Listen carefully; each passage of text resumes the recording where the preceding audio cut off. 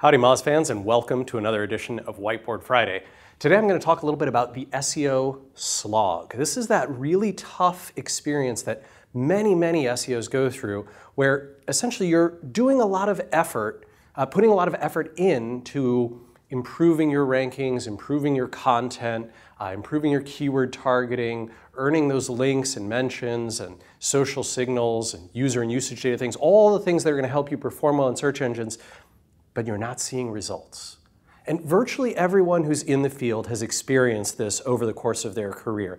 It happens because a lot of the time Google has got many triggers in their ranking systems to kind of check whether effort is worthy enough or signals are organic and ongoing enough to earn the site continued rankings, or whether there should be some sort of consideration and then evaluation and delay between when the effort's put in and things are improved and when results actually happen. And this is, insidiously frustrating for lots of folks in the field. And by the way, Google isn't the only one responsible. Many times what happens is that SEOs make recommendations to organizations or inside their own organizations. They work with their marketing and their engineering teams. They try and get things done, and it just takes a long time, right? It takes a long time to see the results of those.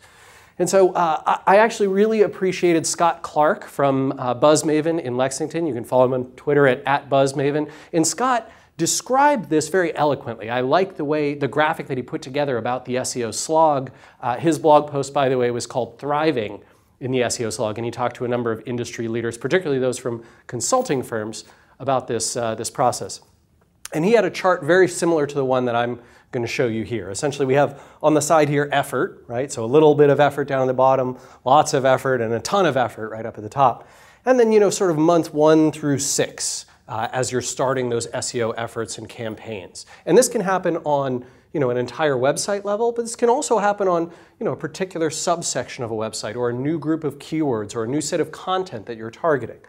And what frequently happens is you see this, what's needed to see return on investment, right? To see those improvements over time versus what the expectations are, which I've got in purple versus orange, kind of diverge, right? So at the start, what's needed a lot of the time at the very start of an SEO campaign, especially if previous best practices haven't been employed, is actually really minimal to start seeing a positive return on investment. But over time, that effort ramps up a ton, right? You've got to do an incredible amount just to see a continued return on investment over those first few months. And there's a delay between the effort that you put in here and when you're seeing results towards the latter few months of a campaign.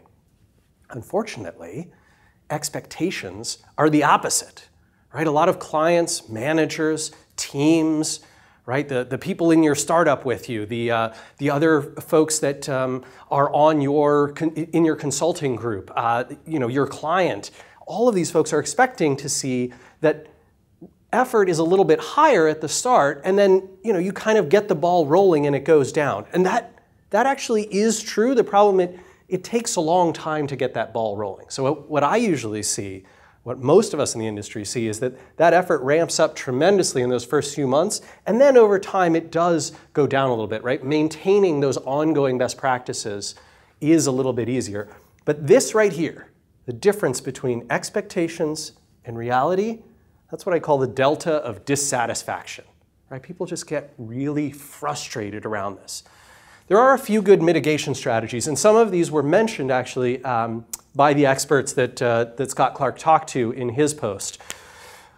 The first one, the one that nearly every consultant mentioned, and I think is very smart, is to create the right expectations, right? If you go in to a client meeting, or you sit down with your marketing team, or you're talking to your CEO about what you can and can't accomplish, if you create the expectation that SEO is going to be this, not necessarily a silver bullet, but that you will make these investments, and because things are done so badly today, and the company you used to work for, or the other websites that you've worked on, had such success when you implemented these best practices that you feel confident you can increase their rankings and their traffic and the acquisition of customers dramatically, the problem gets created right then and there. Because in the SEO world for the last decade, for some reason people have held these two beliefs about SEO. Number one, that it's a one-time activity, which is just dead wrong, as all of you who are watching know. And number two is that once you optimize for the search engines, you are now optimal. And that means you don't require additional ongoing effort, and the search engines will reward your efforts once they see them. And since Google's crawling us so fast, well, we must get the benefit immediately. And this is not neither of these are the case, right? So creating the right expectations up front can work wonders. In fact, if you want to go ahead and make this chart and put it right in your presentations, right, as you're showing the team, here's what needs to be fixed, here's what we need to do, here's what I think we can accomplish, but by the way, you're going to think this can happen a lot faster than it can happen. If you tell them that up front, you're creating those right expectations. Number two, when things are going well, that's a dangerous time, a very dangerous time. I urge folks not to just sort of celebrate and then create new projections. Like, hey, well, we accomplished X, Y is certainly going to happen, right? And Y is going to be 2X and 3X and 4X in 6 months and 7 months and 8 months. Always create both a contingency plan in case that traffic increase is temporary and a conservative budget.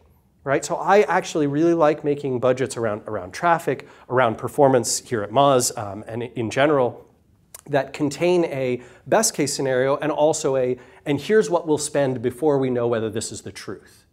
If you don't, you can end up very, very sad.